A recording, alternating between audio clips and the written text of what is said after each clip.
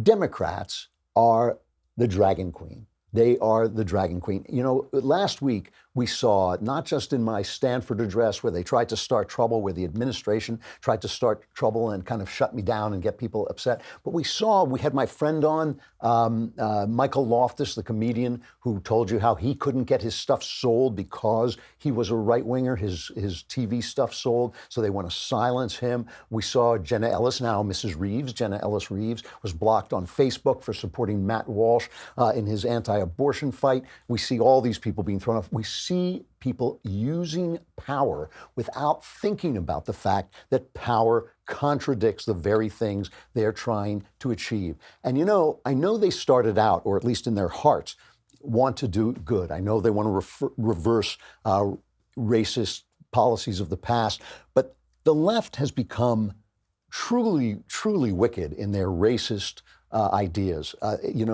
This is something enormous. This identity politics, which is racism with a smiley face, is simple evil. And I mean, I see it all the time. I see like segregated dorms on colleges. In my profession in storytelling, they now have a thing called own story, which is you can only tell your own story or the story of people like you. We saw this with Elton John's movie is coming out, and people started to complain about the fact that the actor who plays the gay Elton John is not himself gay. And Elton John, to his credit, came out and said that's garbage, that is BS, because it's just a movie and he can play anybody he wants. But if you think about it, the thought there is that there's something about it between a black person and a white person, between a gay person and a straight person, some barrier that keeps an artist whose job is to portray all of humanity, that keeps them apart. So they've come back to the kind of racism, the left has come back to the kind of racism they practiced under Jim Crow. They keep saying, well, that was different because now Nixon's Southern strategy changed everything. The same attitude. It is the same thing. So it's evil stuff they're pushing on people. They start out trying to do good.